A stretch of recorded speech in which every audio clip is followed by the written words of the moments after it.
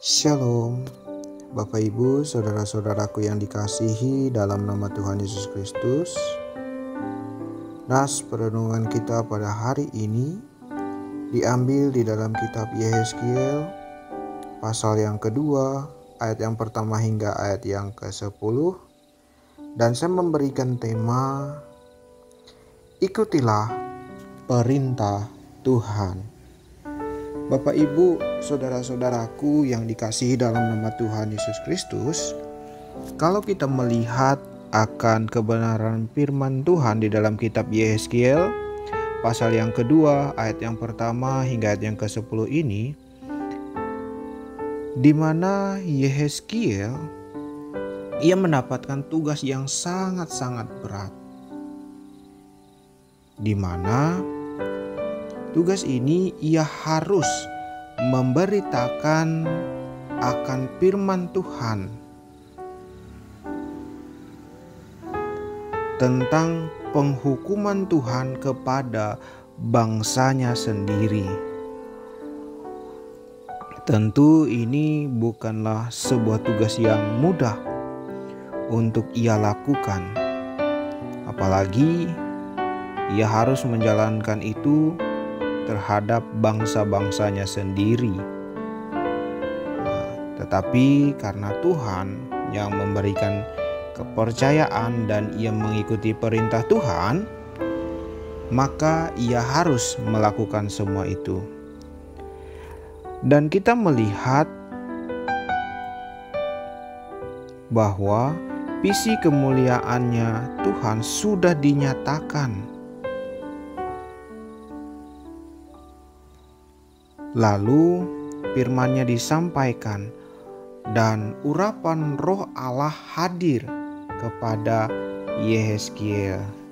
Artinya Tuhan telah memperlengkapi Yehezkiel dengan secara luar biasa supaya Yehezkiel mampu menjalankan tugas-tugas itu dengan baik dan percaya bahwa penyertaan Tuhan itu ada. Bapak Ibu, kita melihat bahwa tugas Yehezkiel yang sangat berat ini dipaparkan dengan demikian, yaitu di mana ia akan menghadapi bangsa-bangsa yang mendurhaka kepada Tuhan. Kalau Bapak Ibu bisa melihat pada ayat yang ketiga, baik mereka maupun nenek moyang mereka telah berlaku tidak setia kepada Tuhan. Artinya bahwa sudah turun-temurun keturunan mereka ini tidak menghormati Tuhan, sehingga tentunya Tuhan mengutus Yehezkiel agar bangsa ini sadar bahwa Tuhan menginginkan mereka untuk berubah. Dalam begitu buruknya sikap mereka ini di mata Tuhan,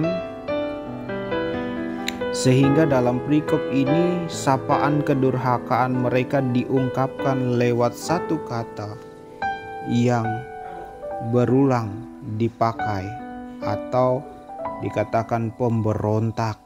Kita melihat ayat ketiga, kelima, keenam, ketujuh, dan ke-8.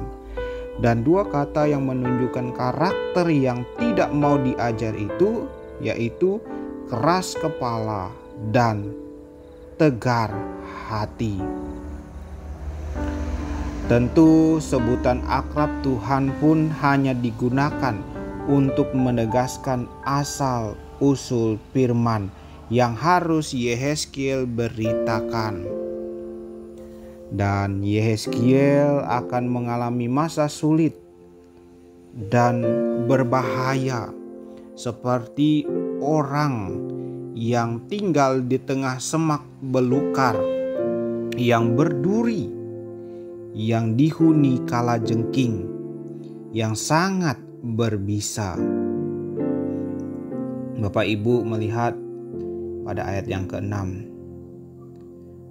Dan tentunya apa yang dilakukan, apa yang dikerjakan oleh Yehezkiel ini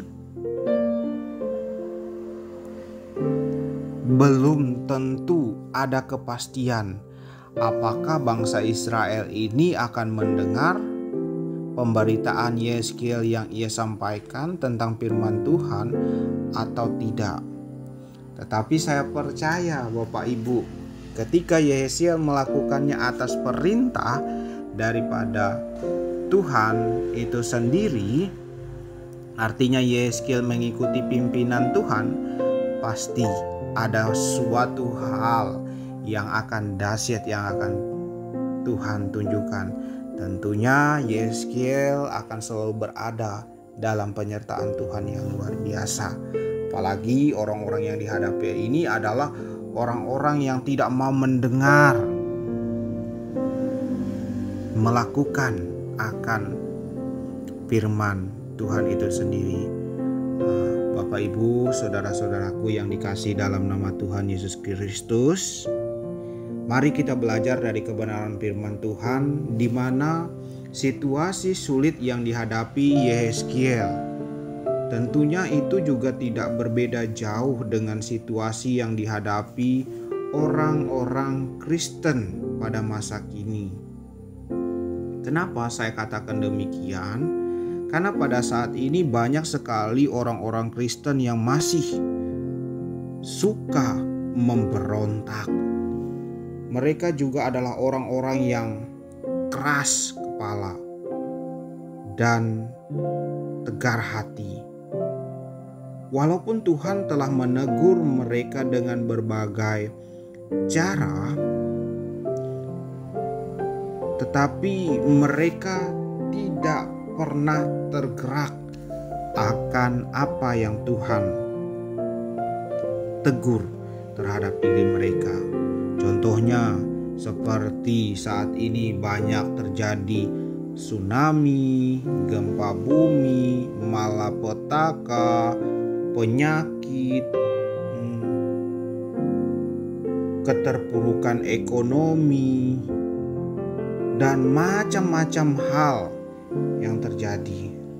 Tetapi bukannya orang-orang Kristen semakin datang kepada Tuhan, tetapi mereka semakin merajalela untuk melakukan sesuatu hal yang tidak berkenan di hadapan Tuhan.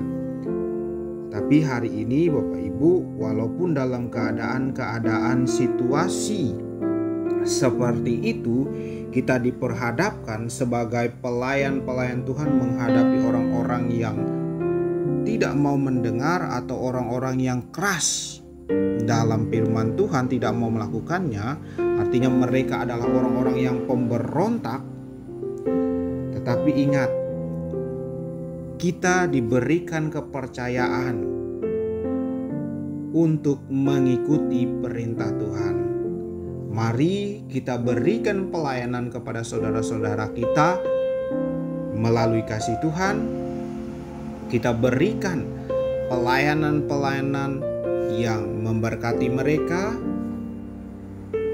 menyertai mereka, tentunya memimpin dan menunjukkan jalan agar mengubah hidup mereka yang jauh daripada Tuhan menjadi percaya dan mau mendengar Tuhan atau melakukan firman Tuhan dalam hidup mereka, sehingga mereka juga akan hidup menjadi orang-orang yang mengikuti perintah-perintah Tuhan. Amin. Mari kita berdoa. Kami berterima kasih ya Tuhan, kalau kami mendapatkan tugas tanggung jawab untuk menjadi pelayan-pelayan Tuhan di tengah saudara-saudara kami yang menjadi pemberontak, yang menyakiti hati Tuhan. Tetapi kami mendapatkan kepercayaan, kesempatan untuk menjalankan pelayanan, menyatakan firman Tuhan. Kami hanya memohon berikan kami kekuatan, berikan kami kemampuan, berikan kami hikmat agar kami mampu menjalankan tugas tanggung jawab itu dengan baik, sehingga kami menyatakan firman Tuhan dengan penuh sukacita, dan banyak orang-orang yang diberkati bertumbuh dalam iman dan percaya setia dalam melayani Tuhan. Amin.